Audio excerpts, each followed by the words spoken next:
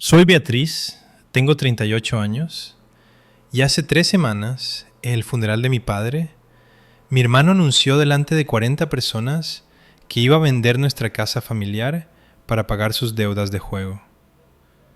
Mi madre asintió, realmente asintió con la cabeza y dijo: «Tu padre lo entendería, tu hermana puede buscarse otro sitio». Me quedé allí parada, rodeada de parientes que no me miraban a los ojos, sintiéndome como si me hubieran dado una bofetada en medio de una sala abarrotada. Pero aquí está la cuestión. Ellos no lo sabían. Había algo que el abogado estaba a punto de revelar. Algo que mi padre había mantenido oculto durante 15 años. Antes de continuar, si crees que merece la pena escuchar esta historia, tómate un momento para darle a me gusta y suscribirte, pero solo si realmente quieres saber qué pasó después. Y dime en los comentarios, ¿desde dónde me estás escuchando ahora mismo? ¿Qué hora es donde estás? Déjame llevarte 3 semanas atrás, a la noche en que recibí la llamada a las 2 de la madrugada.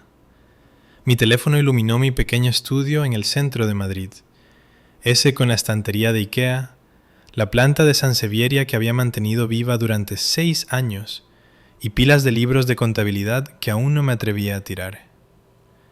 El nombre de mamá parpadeó en la pantalla. «Tu padre se ha desplomado. Está en el Hospital La Paz. Ven ahora».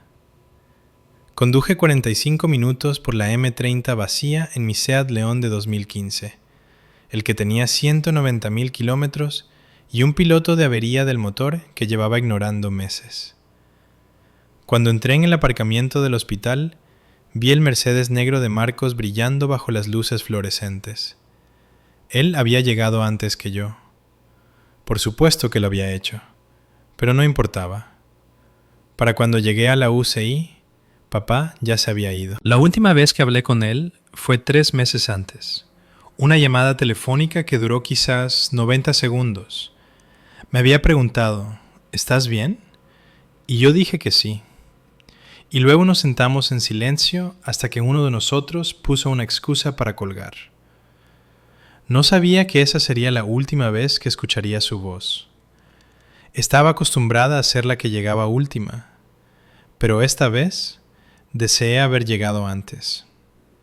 Para entender lo que pasó en ese funeral, necesitas entender a mi familia. Hace 20 años, yo tenía 18, sentada a la mesa de nuestro comedor con las cartas de admisión de la universidad extendidas frente a mí.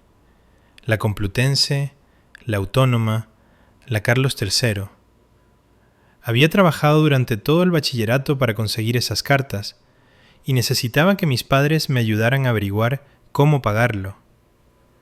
Mi madre cogió la carta de la Complutense, la miró y la dejó caer como si fuera publicidad basura. «¿Por qué gastaríamos ese dinero en ti?», dijo. «Eres una chica, te casarás, tendrás hijos, tu marido proveerá, así es como funciona». Miré a mi padre. Estaba mirando su taza de café, con la mandíbula tensa, sin decir nada. Ese mismo año, a Marcos, 3 años mayor que yo y ya en segundo curso en ICAE, se lo dieron todo hecho. No becas, sino cheques de mis padres. Le habían comprado un Audi A3 para ir a clase.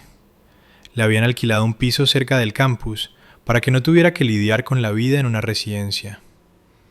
Yo recibí una lista de trabajos que contrataban a jóvenes de 18 años, así que me busqué la vida yo misma. Solicité todas las becas que pude encontrar. Conseguí lo suficiente para cubrir el 70% de la matrícula y trabajé en 2 empleos a tiempo parcial. Tardes entre semana en un centro de llamadas, fines de semana en una cafetería para cubrir el resto.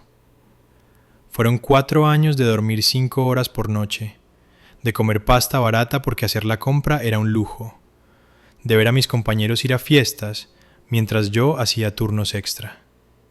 Me gradué con una nota media de 9 sobre 10 y un título de auditora que ahora cuelga en mi pequeño apartamento. Me gané cada letra de él. Esa es también la razón por la que dejé de hablar con mi familia durante 2 años después de la graduación. No podía mirarlos sin sentir el peso de todo lo que me habían negado. Los hijos varones son los pilares de la familia, solía decir mi madre. Las hijas son solo invitadas de paso. Escuché esa frase tantas veces que empecé a creérmela. La mañana después de que papá muriera, conduje de vuelta a la casa en la que crecí por primera vez en 3 años. Era un chalet unifamiliar de 4 dormitorios en una urbanización de Pozuelo de Alarcón, construido en 1985, con un porche y un jardín trasero donde solía atrapar grillos. El vecindario era del tipo donde la gente se sabía los nombres de los demás. Clase media alta, respetable.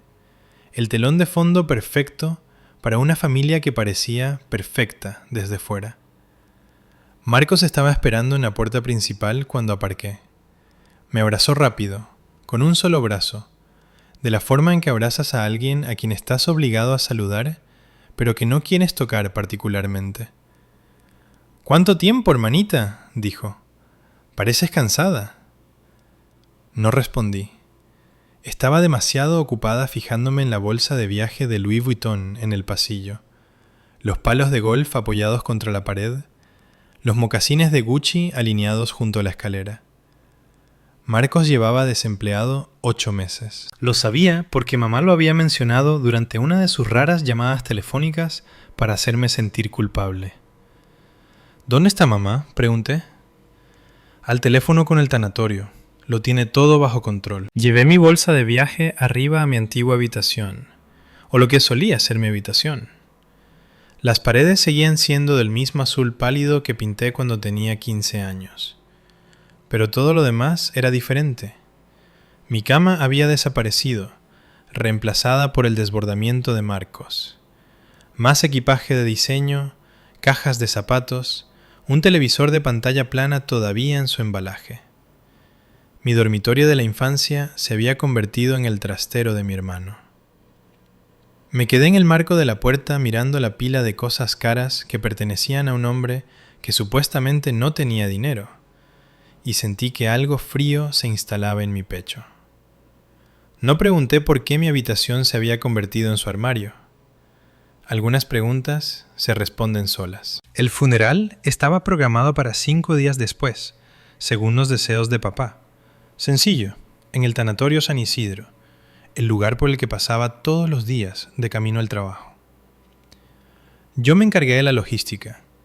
Llamé al director del tanatorio, escribí la esquela, contacté con parientes con los que no había hablado en años, organicé las flores, confirmé el catering y me aseguré de que los recordatorios se imprimieran con la foto correcta, la de papá de hace 10 años, antes de que empezara a parecer cansado todo el tiempo. Marcos se encargó de la simpatía.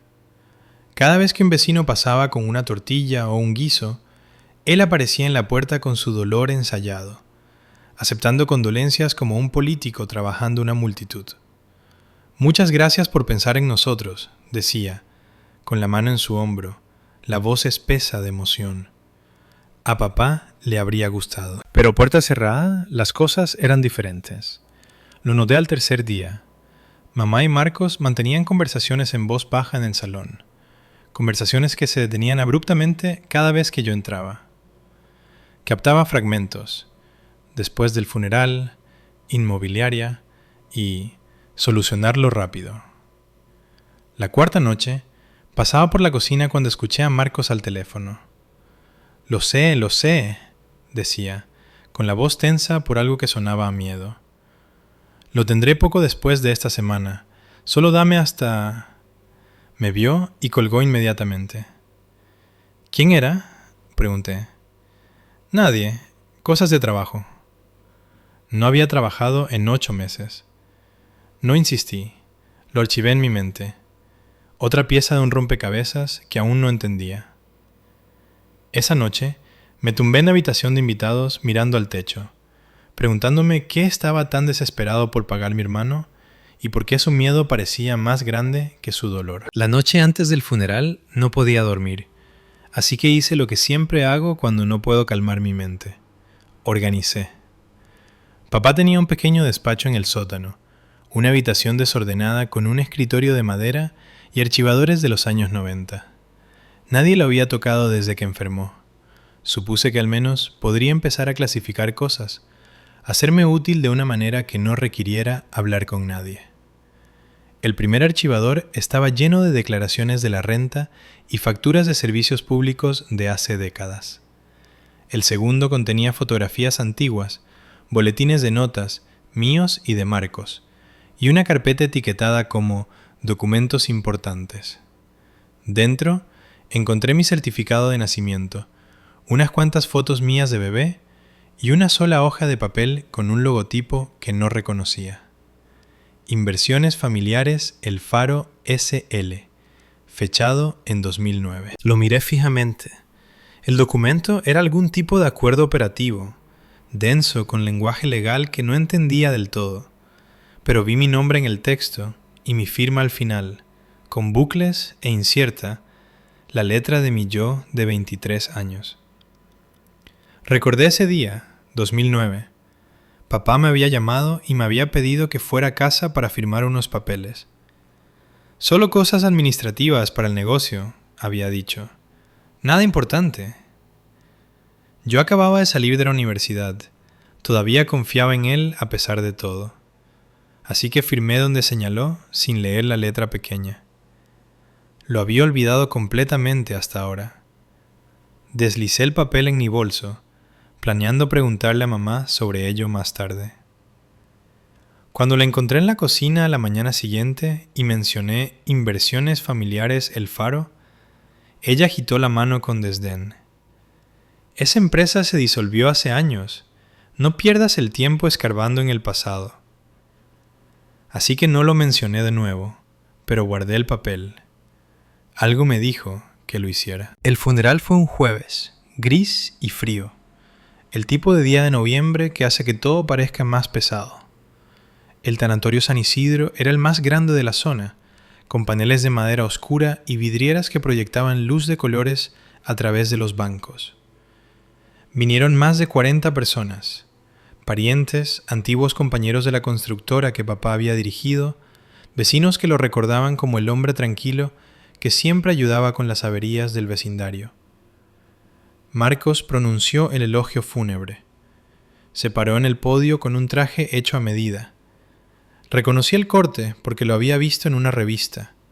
3.000 euros mínimo. Y habló de papá como si hubieran sido mejores amigos. Habló de viajes de pesca que habían hecho, consejos que papá le había dado, el vínculo inquebrantable entre padre e hijo. Me senté en la última fila, escuchando historias que nunca había oído, preguntándome si alguna de ellas era siquiera cierta. Los viajes de pesca tal vez, pero las conversaciones profundas, la conexión significativa.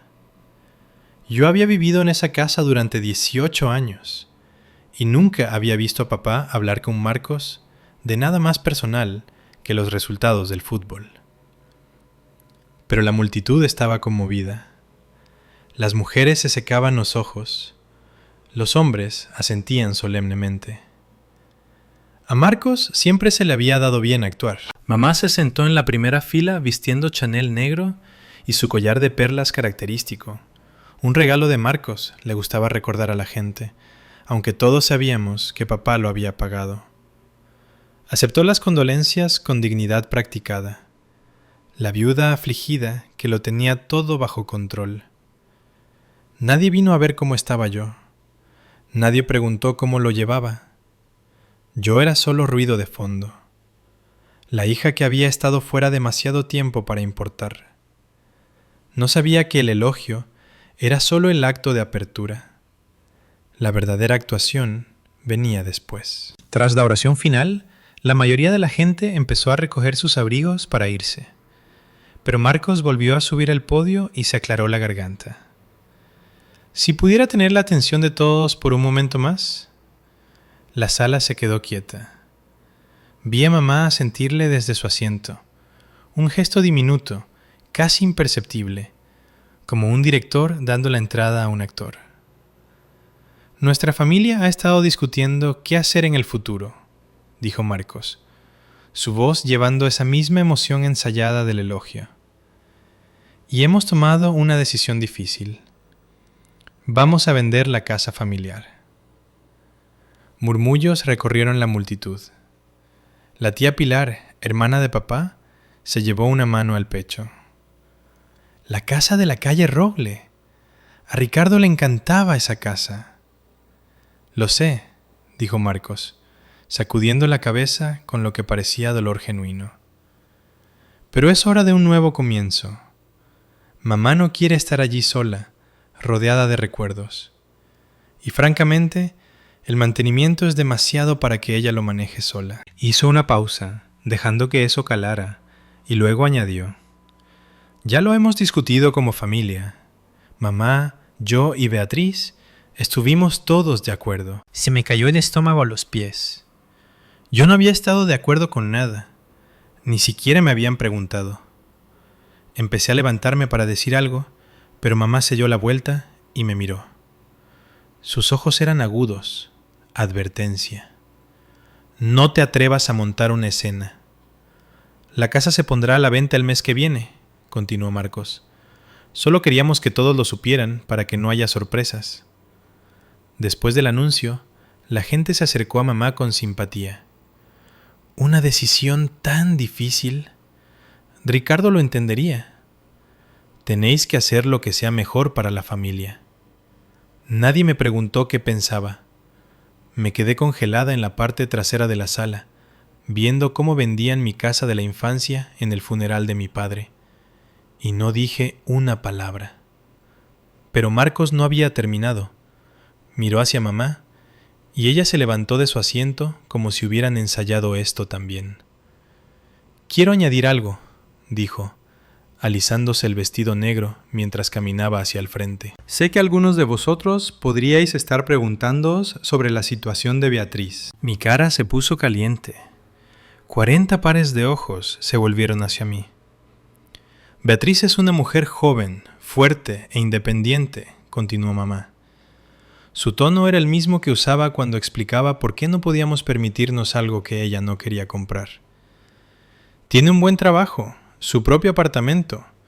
Se mudó hace años y construyó su propia vida. Ricardo estaría orgulloso de eso.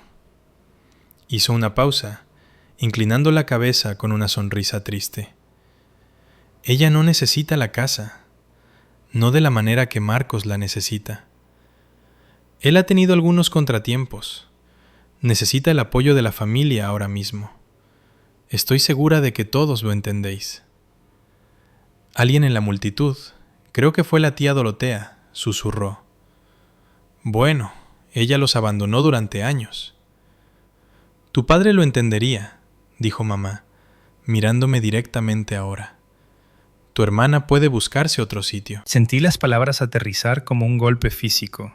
Acababa de decirle a toda nuestra familia extendida que yo no merecía nada, que era una ocurrencia tardía, que lo que pasara con mi casa de la infancia no era de mi incumbencia. Una prima lejana llamada Bárbara se inclinó hacia mí. Sabes que tu madre tiene razón, cariño. Te ha ido muy bien. Marcos necesita la ayuda más que tú. Quería gritar. Quería contarles sobre las becas por las que tuve que luchar, los trabajos que había tenido, los años que pasé construyendo algo de la nada mientras Marcos drenaba cada recurso que mis padres tenían. Pero no lo hice. Simplemente me quedé allí, sintiéndome más pequeña de lo que me había sentido en años, y no dije nada. Después del servicio, salí fuera mientras todos los demás se quedaban para socializar. El aire de noviembre era amargo, pero lo necesitaba. Necesitaba respirar algo que no se sintiera como una traición.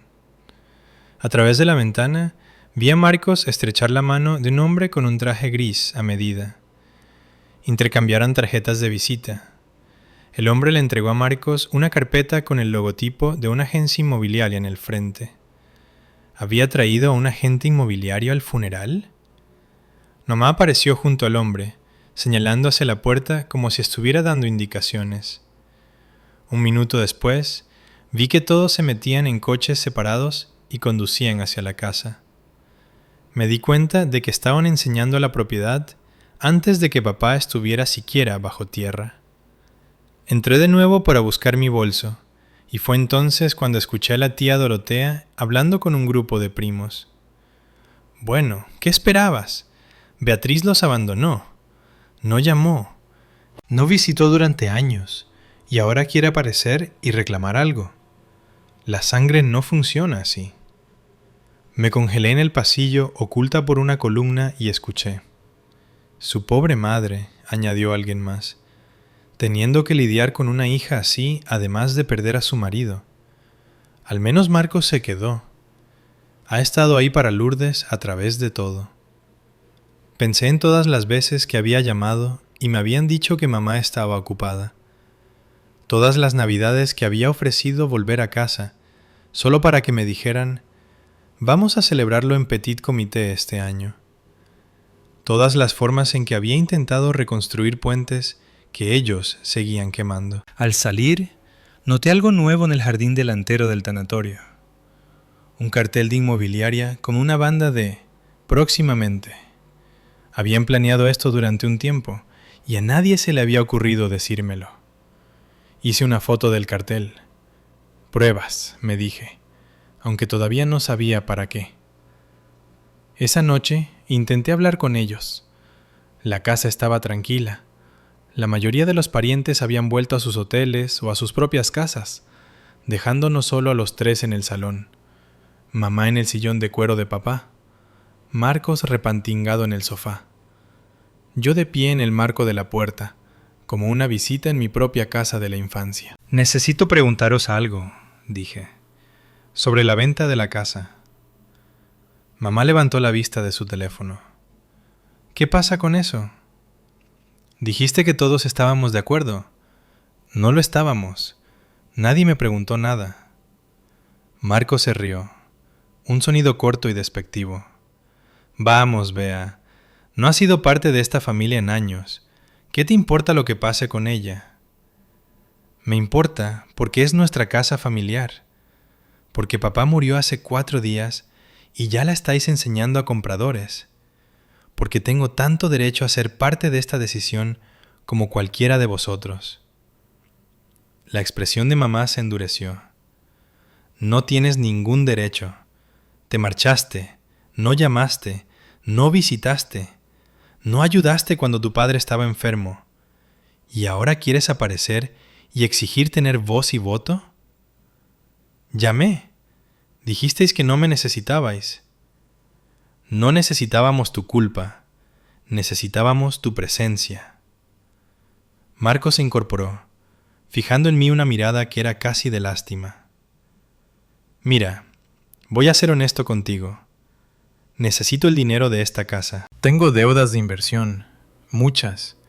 Y si montas una escena sobre esto, le contaré a todo el mundo exactamente qué clase de hija has sido, cómo cortaste la relación con papá durante 2 años, cómo le rompiste el corazón.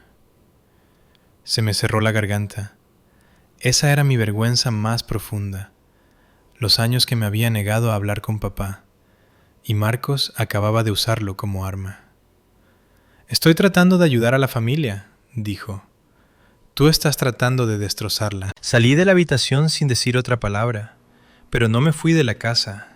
Todavía no. Sé lo que probablemente estáis pensando ahora mismo. ¿Por qué no me defendí? ¿Por qué no llamé a un abogado en ese mismo momento? Pero aquí está la cosa que tenéis que entender. Esta era mi familia, mi madre, mi hermano, las personas de las que había pasado toda mi infancia tratando de ganar su amor. Alejarme de ellos ya había roto algo dentro de mí una vez. No estaba lista para hacerlo de nuevo. Si alguna vez has estado en una situación como esta, donde defenderte significaba perder a todos los que habías conocido, deja un comentario abajo. Dime que no estoy sola. Y si quieres saber qué pasó después, quédate conmigo. 3 días después del funeral, mamá convocó otra reunión familiar. Esta vez en la casa, para discutir la herencia, dijo, para que todos estemos en la misma página. 15 personas se agolparon en el comedor. Tía Dorotea, tío Francisco, mi abuela por parte de madre, varios primos que apenas reconocía.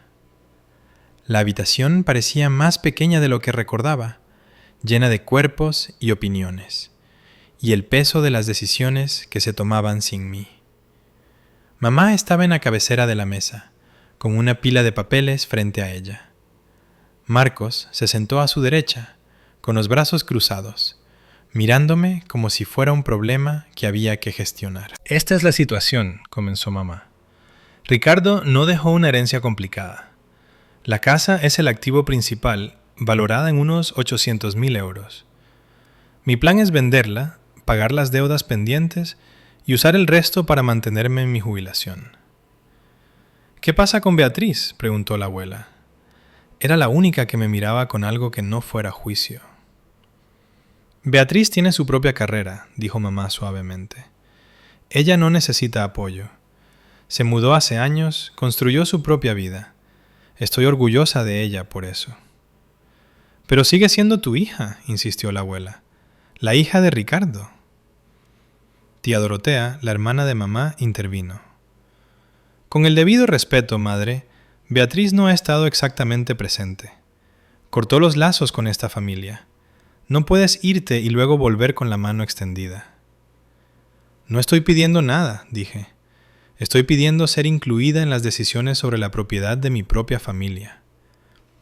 Estás incluida, dijo Marcos con una sonrisa fina. Estás sentada aquí mismo, ¿no? La sala se onduló con risas incómodas.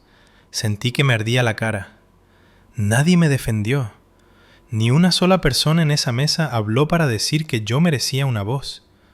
La abuela me miró a los ojos y apartó la vista, con los labios apretados. El verdadero propósito de la reunión quedó claro una hora después. Marcos deslizó un documento por la mesa hacia mí. El encabezado decía: renuncia pura y simple a la herencia. ¿Qué es esto?, pregunté. Es simple, dijo mamá.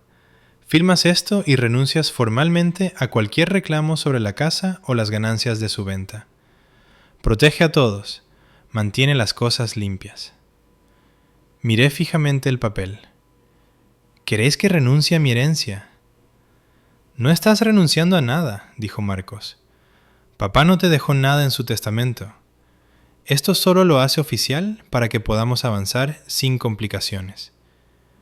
¿Cómo sabes lo que papá me dejó? Marcos intercambió una mirada con mamá. Hicimos revisar el testamento por un abogado. La casa es para mamá. Eso es todo. Esto es solo papeleo. Si ya no tengo ningún derecho, ¿por qué necesitáis que firme?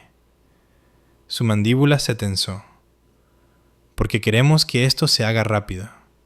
El comprador está listo. No necesitamos que una hija distanciada aparezca dentro de 6 meses reclamando que merece una parte.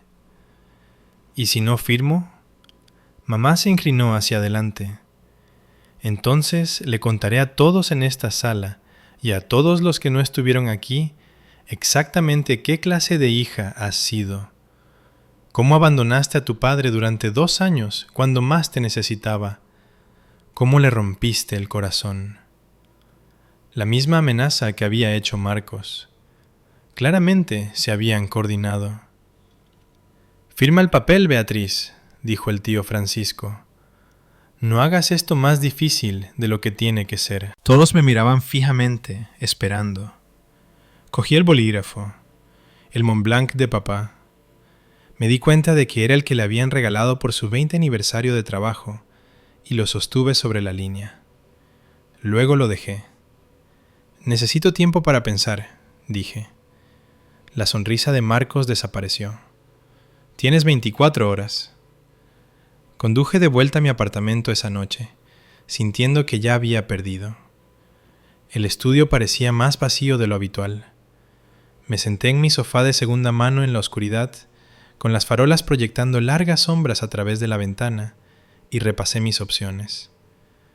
Podía firmar el papel, renunciar a cualquier derecho que pudiera tener, marcharme, dejar que se quedaran con la casa. Sería más fácil.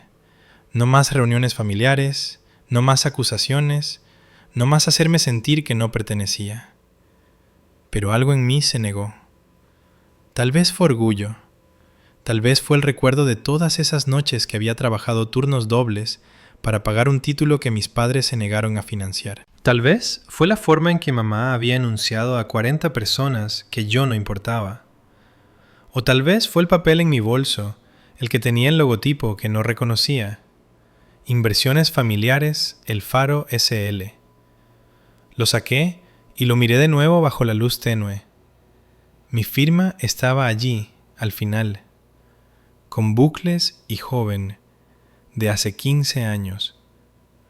Papá me había pedido que lo firmara y lo había hecho sin rechistar porque confiaba en él. ¿Qué había firmado? Pensé en llamar a un abogado, pero era casi medianoche y ni siquiera sabía por dónde empezar. Entonces recordé que el programa El funeral de papá mencionaba un nombre: Gerardo Blanco, abogado de sucesiones, asesor de la familia durante 20 años. Encontré el número en la vieja agenda de papá, que me había llevado de su despacho junto con otras cosas. Mañana, decidí, mañana llamaría a este Gerardo Blanco y le preguntaría qué significaba Inversiones Familiares El Faro. Si iba a perder, al menos quería saber la verdad primero. El despacho de Gerardo Blanco estaba en la 4ª planta de un edificio de ladrillo visto en el barrio de Salamanca. El tipo de lugar con placas de latón, alfombras persas y un leve olor a papel antiguo. Era mayor de lo que esperaba, cerca de los 70, con pelo blanco y gafas de montura metálica que le hacían parecer el abuelo de alguien. Pero sus ojos eran agudos cuando me estrechó la mano. «Señorita Herrera, esperaba que llamara». Eso me sorprendió. ¿Lo esperaba? «Por favor, siéntese». Señaló una silla de cuero frente a su escritorio. «He sido el abogado de su padre durante 20 años. Él y yo teníamos un entendimiento». Saqué el documento de la SL de mi bolso y lo deslicé sobre el escritorio. «Encontré esto en sus archivos. No sé qué significa, pero tiene mi nombre». Blanco lo cogió y algo parpadeó en su rostro. Reconocimiento, tal vez alivio. «¿Sabe usted algo sobre Inversiones Familiares El Faro SL?», preguntó. «Mi madre dijo que la empresa se disolvió hace años». «Su madre se equivoca». Abrió un cajón y sacó una carpeta de color manila, gruesa, bien organizada, como si lo hubiera tenido lista. «Señorita Herrera, hay algo que su padre me pidió que le dijera, pero solo cuando fuera el momento adecuado». Mi pulso se aceleró. ¿Qué quiere decir? La casa familiar, la de la calle Roble, no es parte de la herencia de su padre. ¿Qué? En 2009, su padre transfirió la propiedad a Inversiones Familiares El Faro SL. La casa pertenece a la sociedad, no a él personalmente. Lo miré fijamente. Entonces, ¿quién es el dueño de la SL? Blanco me miró por encima de sus gafas. Usted, señorita Herrera. Usted es la administradora única y socia única. Lo ha sido durante 15 años. Por un largo momento no pude hablar. «Eso no es posible», logré decir finalmente. «Lo habría sabido. Alguien me lo habría dicho». Blanco negó con la cabeza lentamente. Su padre fue muy específico con la confidencialidad. No quería que nadie lo supiera, ni su madre, ni su hermano, ni siquiera usted, hasta que fuera necesario. ¿Pero por qué? Sacó otro documento de la carpeta. Este era más antiguo, el papel ligeramente amarillento. En 2008, su padre vino a mí con preocupaciones. Había notado cambios en el comportamiento de Marcos. Juego, deudas, los comienzos de lo que se convertiría en un problema serio. Pensé en la llamada desesperada de Marcos en el tanatorio, el miedo en su voz. Su padre amaba a su hermano, continuó Blanco, pero no confiaba en él. Sabía que si algo le pasaba, Marcos encontraría la manera de drenar cada activo que tuviera la familia. Así que creó una estructura para proteger el más valioso, la casa. Sí, La transfirió a la SL en 2009 y la designó a usted y solo a usted como socia única. El acuerdo operativo es blindado, debidamente notariado, registrado en el registro mercantil, mantenido y al día cada año desde entonces. Él pagó las tasas de la sociedad todo este tiempo. Creó un pequeño fondo específicamente para ese propósito. Pensó en todo. Sentí lágrimas picar en mis ojos. Todos esos años pensé que a papá no le importaba. Todos esos silencios que interpreté como indiferencia. Y todo este tiempo había estado construyendo una fortaleza a mi alrededor. A su padre no se le daban bien las palabras, dijo Blanco suavemente. Pero era meticuloso con los documentos. Esta fue su manera de decir lo que no podía. Me sequé los ojos con el dorso de la mano. ¿Qué hago ahora? Ahora, dijo, ponemos las cosas en su sitio. Blanco me dejó sentarme en su despacho todo el tiempo que necesité. Preparó té, Earl Grey, en tazas de porcelana que parecían haber sido de su abuela, y esperó mientras yo procesaba todo. Por primera vez desde que papá murió, lloré de verdad. No las lágrimas educadas y controladas que derramé en el funeral. Estos eran sollozos feos y jadeantes que venían de algún lugar profundo de mi pecho. Dolor, alivio y confusión, todo enredado. Papá me había visto todo el tiempo. Me había visto. Pensé en cada vez que se había quedado callado mientras mamá me despreciaba. Cada festividad donde Marcos era celebrado y yo era tolerada. Había interpretado su silencio como acuerdo, como prueba de que él también pensaba que yo importaba menos. Pero no era eso en absoluto. Simplemente no había sabido cómo luchar por mí en voz alta. Así que había luchado por mí sobre el papel. Blanco me entregó un sobre sellado. Mi nombre estaba escrito en el frente con la letra de papá. Temblorosa, las letras desiguales, como si sus manos hubieran estado inestables cuando lo escribió. Me dio esto hace 3 meses, dijo Blanco. Me pidió que lo guardara hasta que lo necesitara. No lo abrí allí.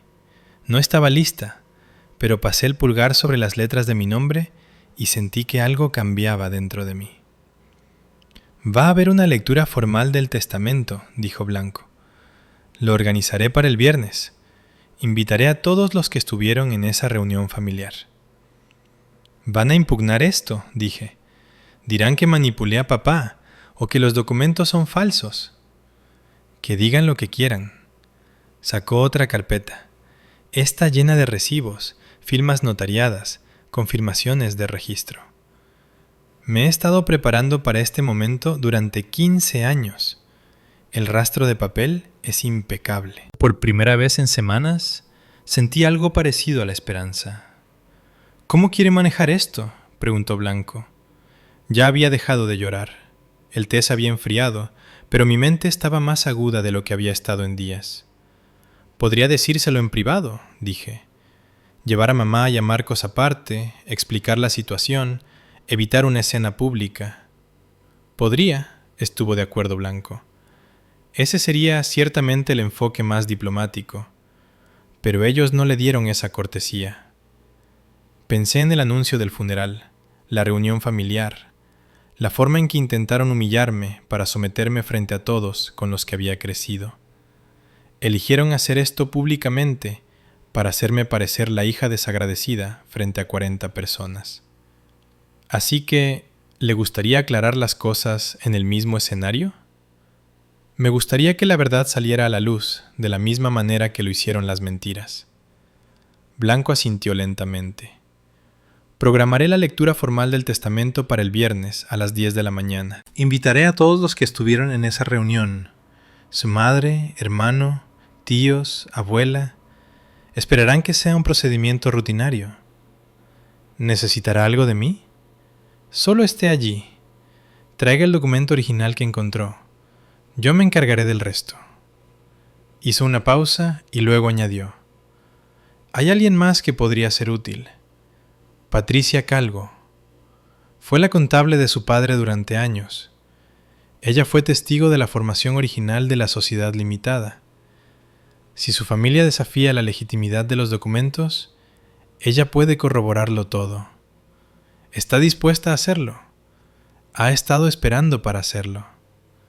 Siempre le cayó bien, señorita Herrera, y conocía las verdaderas intenciones de su padre. Salí del despacho de Blanco con algo que no había sentido en mucho tiempo: certeza. No iba a pelear esta batalla gritando, o llorando, o rogándoles que me vieran.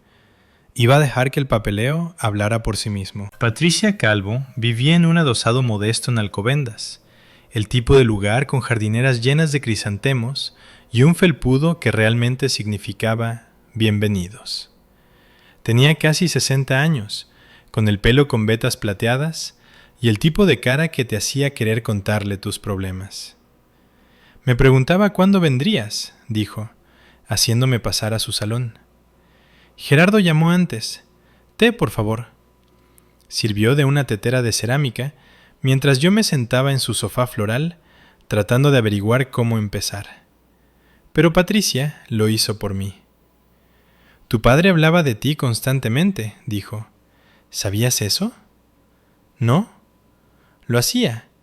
Cada vez que lograbas algo, aprobabas tu examen de auditora, conseguías un ascenso, él encontraba la manera de mencionarlo. Mi hija lo está haciendo bien, decía. Ha hecho algo de sí misma. Se me cerró la garganta. Entonces, ¿por qué nunca me lo dijo? Porque Ricardo Herrera era el hombre más estreñido emocionalmente que he conocido. Lo dijo con cariño, no con crueldad. Creció en una casa donde los sentimientos eran debilidades. No sabía cómo decir te quiero, así que lo demostraba en el único idioma que entendía: hojas de cálculo y documentos legales. La sociedad limitada Yo estaba allí cuando la creó. Fui testigo de las firmas, le ayudé a presentar el papeleo. Me hizo prometer no decirle nada a nadie, ni siquiera a ti, a menos que algo saliera mal. Y ahora algo ha salido mal. Mi madre y mi hermano están a punto de vender una casa que no les pertenece. Diría que eso califica. Dejó su taza de té y me miró directamente. Tu padre no era perfecto, Beatriz, pero al final te eligió a ti. No dejes que te quiten eso. Asentí. No lo haría. La noche antes de la lectura del testamento, Marcos llamó. Las 24 horas se han acabado, dijo. ¿Has tomado tu decisión? Yo estaba sentado en mi cama, la carta de papá aún sin abrir en mi mesilla de noche. Estaré en la lectura mañana. Bien. Podía escuchar la sonrisa en su voz. Trae un bolígrafo. Terminaremos esto y todos podrán seguir adelante. Te veré allí, Marcos. Después de que colgó, llamó mamá. Su tono era diferente, más suave, casi suplicante. Beatriz, sé que las cosas han sido difíciles entre nosotras, pero necesito que entiendas que esto no se trata de echarte, se trata de supervivencia. Marcos se ha metido en problemas, y si no le ayudamos, habrá gente que saldrá herida. ¿Qué tipo de problemas? Ella vaciló. Debe dinero a gente peligrosa, mucho dinero, más de 300,000, quizás más cerca de 350,000. Ya le he dado todo lo que tenía ahorrado. La casa se suponía que era el último recurso. Así que esa era la cifra real. 340,000 euros en deudas de juego. Mi hermano se había vaciado, persiguiendo victorias que nunca llegaron. Siento que Marcos esté luchando, dije, pero vender la casa de papá, mi casa, no va a arreglarlo. Solo va a permitirle seguir adelante. No lo entiendes. Lo entiendo perfectamente. Te veré mañana, mamá. Colgué y finalmente abrí la carta de papá. Su letra era temblorosa, las palabras desiguales, pero el mensaje era claro. Beatriz, sé que tu madre y tu hermano no te han tratado justamente. Siento no haber tenido nunca el valor de decirlo en voz alta. No fui un buen padre, pero intenté dejarte algo que no pudieran quitarte.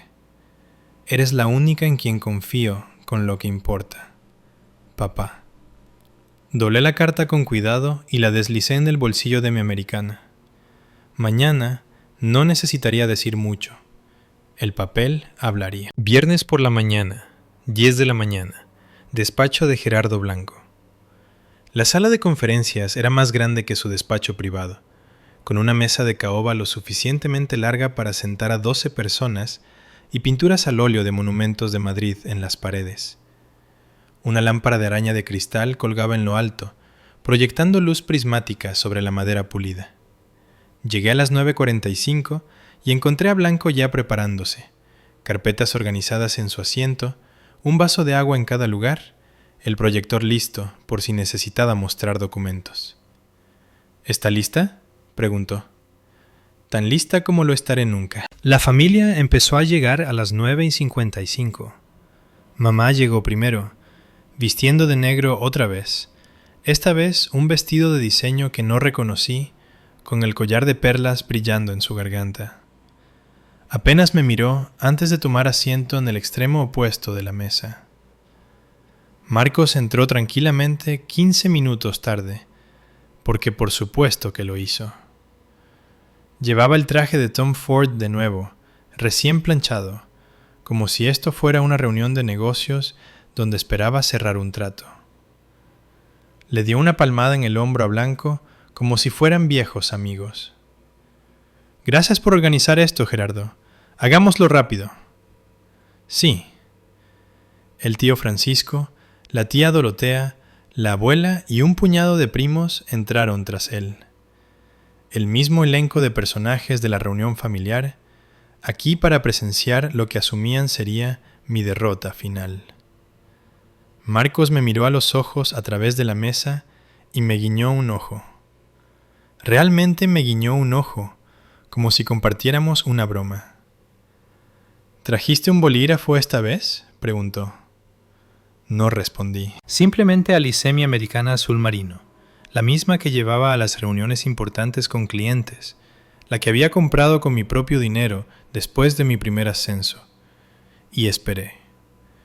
Blanco cerró la puerta y tomó su lugar en la cabecera de la mesa. ¿Empezamos? Tengo que hacer una pausa aquí por un segundo, porque este es el momento que había estado esperando toda mi vida. No por venganza, quiero ser clara sobre eso. No estaba sentada en esa sala de conferencias soñando con hacer sufrir a mi familia. Estaba esperando ser vista, ser reconocida, tener finalmente, después de 32 años, a alguien que se levantara y dijera que yo importaba. Si alguna vez te has sentido invisible en tu propia familia, como si no importara lo que lograras, nunca fuera suficiente, entonces sabes exactamente cómo me sentía en esa silla. Dale me gusta y comenta si todavía estás conmigo, y quédate cerca. Lo que pasó después lo cambió todo. Blanco comenzó con las formalidades estándar, confirmando la identidad de todos, explicando el propósito de la lectura, describiendo la estructura básica de la herencia de papá. El testamento de Ricardo Herrera es sencillo, dijo, pasando páginas en su carpeta. Los efectos personales se distribuirán entre los miembros de la familia a discreción de la señora Herrera. Su vehículo, un Honda Accord de 2018, va para Marcos. Sus cuentas de ahorro, que suman aproximadamente 47.000 euros, van para su esposa, Lourdes. Mamá asintió, pareciendo satisfecha. Marcos se recostó en su silla con el aire de alguien que ve a un caballo por el que ha apostado tomar la delantera. ¿Y la casa?, incitó la tía Dorotea. ¿La propiedad de la calle Roble? Blanco hizo una pausa. Se quitó las gafas, las limpió con su corbata y se las volvió a poner. Un gesto que más tarde me daría cuenta de que era totalmente deliberado. Con respecto a la casa, dijo lentamente, hay un problema. La sala se quedó en silencio. Marcos se sentó más erguido. ¿Qué tipo de problema?, preguntó mamá. La propiedad en la calle Roble no es parte de la herencia personal del señor Herrera. Eso es ridículo, dijo Marcos. Fue dueño de esa casa durante 30 años. Vivió en esa casa durante 30 años, corrigió Blanco. Pero la propiedad se transfirió en 2009. La propiedad pertenece a una sociedad limitada llamada Inversiones Familiares El Faro S.L. Vi la sangre drenarse del rostro de mi madre. Marcos parecía confundido, como si alguien hubiera empezado a hablar un idioma que no entendía. ¿Qué demonios es Inversiones Familiares El Faro?, exigió. Blanco sacó una carpeta gruesa de debajo de sus notas. En la portada, con la letra pulcra de papá, había una etiqueta: Documentos de propiedad, no destruir. Creo, dijo Blanco, que necesitamos discutir la estructura corporativa que su padre puso en marcha hace 15 años. Blanco expuso los documentos uno por uno, como un croupier repartiendo cartas sobre una mesa. En 2009, Ricardo Herrera transfirió la propiedad de la calle Roble a una sociedad limitada. La SL se formó debidamente. La transferencia se registró legalmente en el registro de la propiedad, y todos los impuestos y tasas se han pagado cada año desde entonces. Entonces, la empresa es dueña de la casa, dijo Marcos. Bien, ¿quién es el dueño de la empresa? El acuerdo operativo especifica un socio único, una persona con control total sobre la SL y todos sus activos. Blanco me miró. Todas las cabezas en la sala se giraron para seguir su mirada. Esa persona es Beatriz Herrera. El silencio duró exactamente 3 segundos. Luego Marcos explotó de su silla. ¡Eso es! Su cara había pasado de pálida a roja en un instante. Ella lo manipuló. Ella llegó a él cuando estaba enfermo y confundido. Los documentos se ejecutaron en 2009, dijo Blanco con calma. Su padre tenía 53 años y estaba en perfecta salud.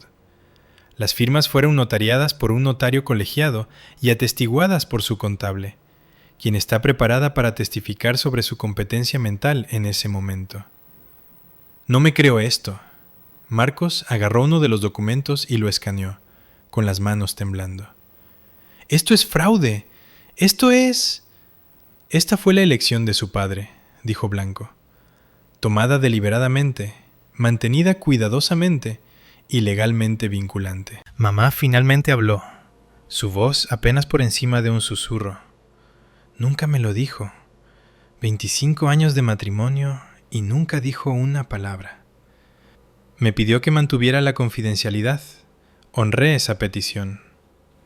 Me senté muy quieta, sintiendo el peso de 40 años de dinámicas familiares cambiando en tiempo real.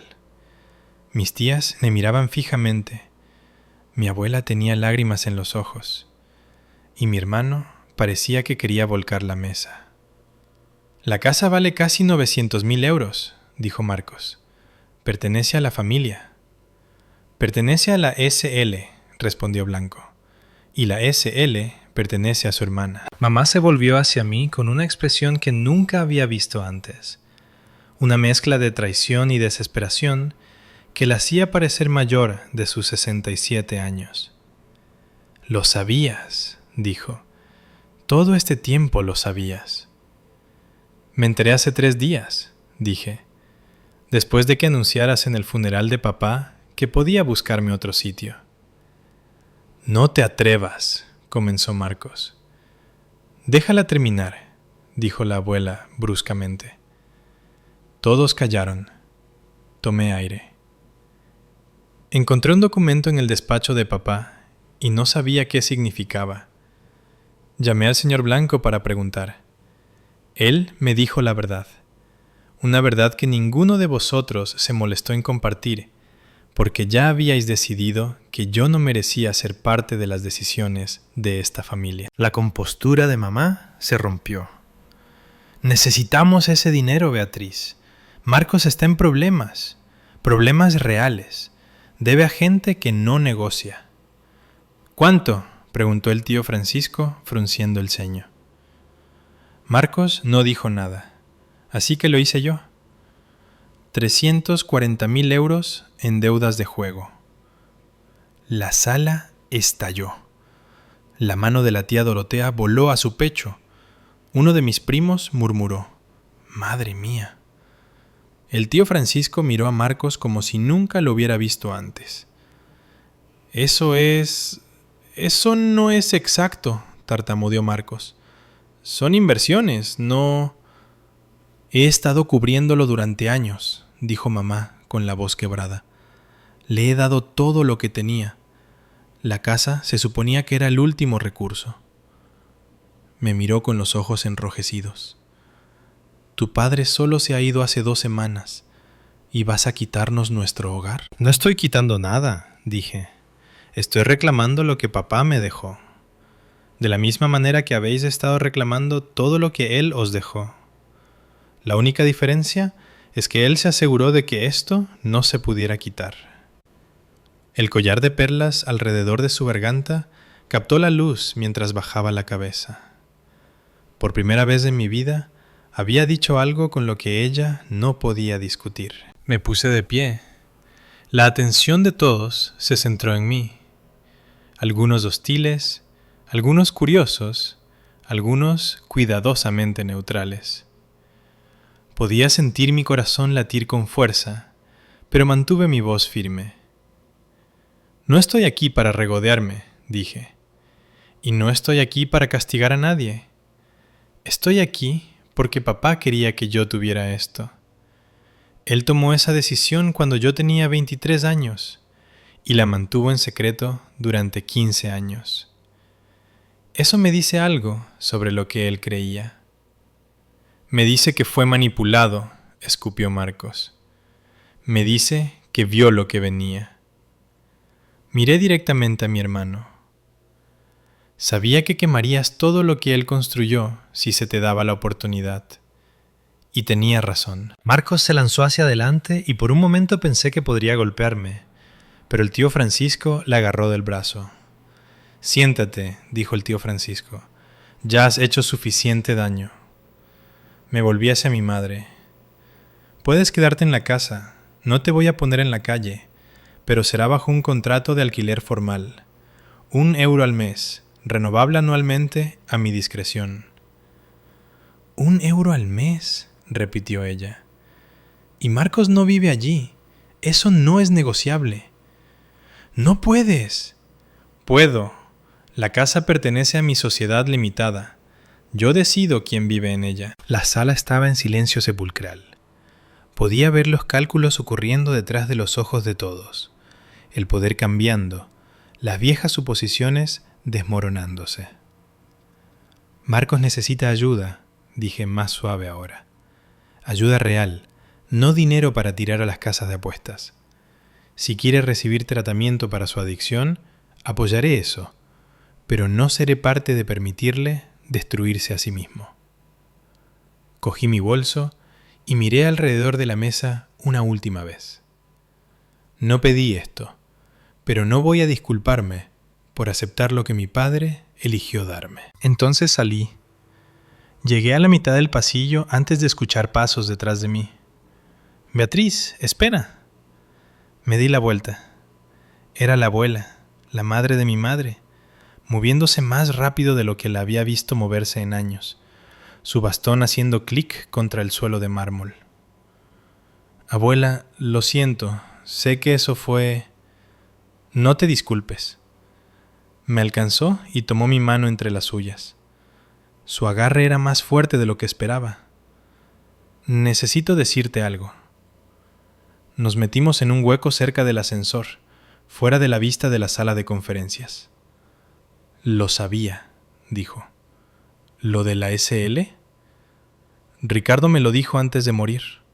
Me pidió mi bendición». La miré fijamente. «¿Lo sabías todo este tiempo?» «Vino a mí hace 3 meses, justo después de su diagnóstico. Dijo que no le quedaba mucho tiempo y necesitaba saber que había hecho lo correcto».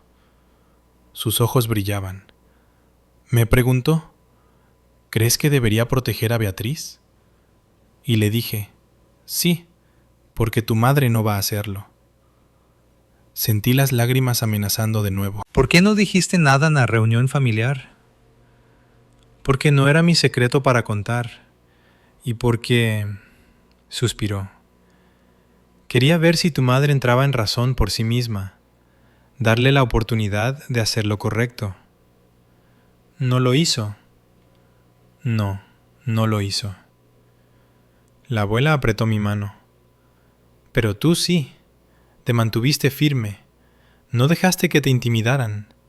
Aprendí viéndote a ti, dije en voz baja. Ella sonrió, una sonrisa real, del tipo que recordaba de mi infancia. Me recuerdas a tu abuelo. Él también era terco, en el mejor sentido. Me dio unas palmaditas en la mejilla y se volvió hacia la sala de conferencias. Vete a casa, cariño. Te has ganado un descanso. Yo me encargaré de lo que queda ahí dentro. Estaba casi en mi coche cuando Marcos me alcanzó. Beatriz, espera, por favor. Me detuve, pero no me di la vuelta. Podía oír su respiración, irregular, desigual, como si hubiera estado corriendo. Sé que estás enfadada, dijo. Tienes todo en derecho a estarlo, pero no entiendes lo que está pasando.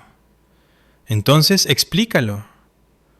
Se movió para mirarme de frente, y por primera vez vi más allá del traje caro y la confianza practicada. Mi hermano parecía roto, ojeras bajo los ojos, manos temblando, la desesperación de un hombre que se había quedado sin opciones. La gente a la que debo dinero, dijo, no son pacientes. Han estado enviando gente para seguirme, dejando notas en mi coche. La semana pasada alguien rajó mis neumáticos. Marcos, tengo miedo, Bea. Su voz se quebró. Me metí en algo que me supera y seguí pensando que podía recuperarlo. Solo una apuesta más, una partida más, y entonces todo estaría bien. Pero nunca lo estuvo, y ahora estoy tan hundido que no veo salida. Miré a mi hermano. Realmente lo miré. El hombre al que le habían dado todo por lo que yo había tenido que luchar, que había desperdiciado cada ventaja y todavía esperaba que alguien más limpiara su desastre. Y debajo de todo eso, vi al niño que solía jugar a la pelota conmigo en el jardín. El adolescente que me acompañaba al colegio cuando tenía miedo de los niños mayores antes de que todo saliera mal. Necesitas rehabilitación, dije, no dinero. Lo sé. 90 días mínimo, un programa real, no un retiro de fin de semana. Asintió, sin mirarme a los ojos. Si haces eso, dije, realmente te comprometes a recibir ayuda. Entonces podemos hablar de lo que viene después, pero no antes. Y si no lo haces, entonces estás solo. Mamá estaba esperando junto a mi coche. Debía haber salido por una entrada lateral mientras yo hablaba con Marcos. Su maquillaje estaba corrido, la fachada cuidadosa completamente disuelta. Parecía más pequeña de alguna manera, como si el dolor y el shock lo hubieran comprimido. ¿Dejó algo para mí?, preguntó en voz baja. Ricardo, en esa carpeta suya, ¿algún mensaje? ¿Alguna explicación? Pensé en mentir, decirle que papá le había escrito una hermosa carta llena de reconciliación y perdón. Pero ella no merecía una mentira, merecía la verdad. No, dije, no te mencionó en absoluto. Se estremeció como si lo hubiera golpeado. ¿35 años? Susurró. Le di 35 años de mi vida, y él dejó todo a... Me dejó la casa a mí, dije, no porque me quisiera más, porque sabía que tú y Marcos acabaríais con ella. Y tenía razón. Estaba haciendo lo que creía que era mejor para la familia. Estabas haciendo lo que era mejor para Marcos. Hay una diferencia. Empezó a discutir, luego se detuvo. Algo cambió en su expresión. No aceptación exactamente, pero el comienzo del reconocimiento. Lo crié de la manera en que me criaron a mí, dijo. Los hijos son inversiones. Las hijas son temporales. Eso es lo que mi madre me enseñó. La abuela parece haber cambiado de opinión. Una risa amarga. Siempre le caíste mejor tú. Tal vez simplemente me vio más claramente. Mamá levantó la mano y desabrochó su collar de perlas, el que había llevado todos los días desde que tengo memoria, y lo sostuvo en su palma por un momento. No sé cómo arreglar esto, dijo. Yo tampoco, admití, pero tal vez allí es donde empezamos. No respondió. Simplemente se alejó, todavía sosteniendo las perlas, dejándome sola en el aparcamiento con el peso de todo lo que acababa de cambiar. La lectura del testamento se disolvió lentamente después de que me fui. Me enteré de los detalles más tarde por la abuela y por Blanco. La tía Dorotea había intentado argumentar que la SL era de alguna manera fraudulenta, pero Blanco la cayó con documentación que se remontaba a 15 años atrás. Firmas notariadas, registros estatales, informes anuales, cada I con su punto, cada T con su trazo. El tío Francisco había llevado a Marcos aparte y le había dicho que era una decepción. Duro, tal vez, pero Marcos simplemente asintió. Estaba demasiado vacío para luchar más. Patricia Calvo me llamó esa noche. Lo hiciste maravillosamente, dijo. Tu padre habría estado muy orgulloso. Simplemente dije la verdad. A veces eso es lo más difícil de hacer. Me contó que había visto a la familia irse uno por uno. Algunos de ellos se detuvieron para estrechar la mano de Blanco y murmurar disculpas por sus suposiciones anteriores. Unos cuantos primos aparentemente me habían enviado mensajes de texto, aunque yo aún no había mirado mi teléfono. Tu abuela se quedó hasta el final, añadió Patricia. Quería asegurarse de que el mensaje fuera claro. Le dijo a tu madre, tú te has hecho esto a ti misma, Lourdes. No culpes a la niña. Sonreí a pesar de todo. La abuela siempre había tenido una columna vertebral de acero, incluso cuando el resto de nosotros nos desmoronábamos. 2 días después, el despacho de Blanco me envió un paquete formal. El acuerdo operativo original, la escritura de propiedad, las llaves de la casa de la calle Roble, todo ello ahora oficial y públicamente mío. Sostuve las llaves en mi mano, el mismo llavero de latón que papá había llevado durante 30 años, con un colgante de cuero gastado y una pequeña foto mía a los 5 años, metida dentro de la ventana transparente. Había estado llevando mi foto todo el tiempo. Yo simplemente nunca supe dónde mirar. 2 semanas después, me mudé de nuevo a la casa de la calle Roble. No permanentemente, no al principio. Mantuve mi apartamento en el centro para el trabajo, pero empecé a pasar los fines de semana en la casa, limpiando el desorden, arreglando las cosas que papá había dejado pasar durante sus últimos meses. Lo primero que hice fue vaciar mi viejo dormitorio, el equipaje de diseño de Marcos, las cajas de zapatos llenas de zapatillas que no podía permitirse, el televisor de pantalla plana todavía en su embalaje. Todo fue al garaje. Podía recogerlo cuando quisiera, pero no se iba a quedar en mi habitación. Luego repinté las paredes. Verde salvia suave esta vez. Un color que siempre había querido, pero nunca pedí. Mamá vivía ahora en la habitación de invitados bajo el contrato de alquiler que habíamos redactado. 1 euro al mes. Estaba callada la mayor parte del tiempo. No hablábamos mucho, pero tampoco peleábamos. Era un tipo de paz que nunca había esperado.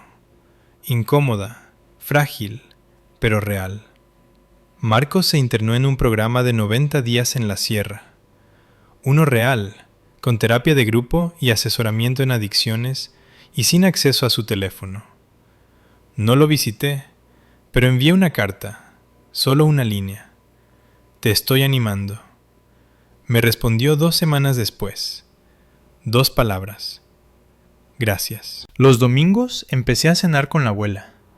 Ella venía con un guiso o una empanada, y nos sentábamos en la cocina donde yo solía hacer los deberes. Y me contaba historias sobre mi abuelo, el hombre terco, del que aparentemente había heredado más de lo que sabía. La casa se sentía diferente ahora, más ligera, como si hubiera estado conteniendo la respiración durante años, esperando a que alguien la dejara exhalar. Puse flores frescas en la repisa donde estaba la foto de papá, rosas amarillas, sus favoritas. Anoche me senté en el porche mientras se ponía el sol, sosteniendo una taza de té de jengibre. El mismo tipo que papá solía beber cada noche, aunque nunca supe eso hasta que encontré su taza en el armario. Había leído su carta 100 veces ya. Las palabras se estaban desgastando en los pliegues donde había doblado y desdoblado el papel, pero aún podía distinguir la última línea. Eres la única en quien confío con lo que importa. Durante tanto tiempo pensé que mi padre no me quería. Pensé que su silencio era prueba de que no valía la pena hablar por mí, que era invisible para él de la misma manera que era invisible para todos los demás en esa casa. Pero lo había entendido al revés. Papá no sabía cómo amar en voz alta. Creció en una familia donde las emociones eran debilidades y las acciones lo eran todo. Así que me mostró que le importaba de la única manera que sabía, protegiéndome con documentos cuando no podía protegerme con palabras. Solía pensar que la fuerza significaba contraatacar, gritar, exigir ser vista. Pero ahora lo entiendo de manera diferente. A veces, la fuerza es paciencia. A veces, es construir una fortaleza tan silenciosamente que nadie se da cuenta hasta que ya está en pie. No voy a fingir que todo está arreglado. Mamá y yo todavía estamos aprendiendo cómo estar en la misma habitación. A Marcos le quedan 84 días en rehabilitación y no sé quién será cuando salga. Algunos de mis parientes todavía piensan que manipulé a un hombre moribundo, pero yo sé la verdad, y eso es suficiente. Papá nunca dijo te quiero, pero escribió mi nombre en cada documento que importaba. Me dio la casa en la que crecí, la seguridad que mi madre intentó quitarme, y un futuro que nadie podía robar. Esa fue su manera de decirlo, y finalmente lo escuché. Gracias por quedarte conmigo hasta el final. Si alguna vez te has sentido invisible en tu propia familia, como si no importara lo que lograras, siempre fueras menos que suficiente, quiero que sepas algo. Mereces ser vista. Mereces ser valorada. Y protegerte a ti misma no es egoísta, es necesario. Si esta historia significó algo para ti, por favor, dale a me gusta y suscríbete. Ayuda más de lo que sabes. Y si tienes una historia propia sobre la familia, sobre los límites, sobre finalmente defenderte, compártela en los comentarios. Me encantaría escucharla. Revisa la descripción para más historias como esta. Hasta la próxima. Sé amable contigo misma. Te lo has ganado.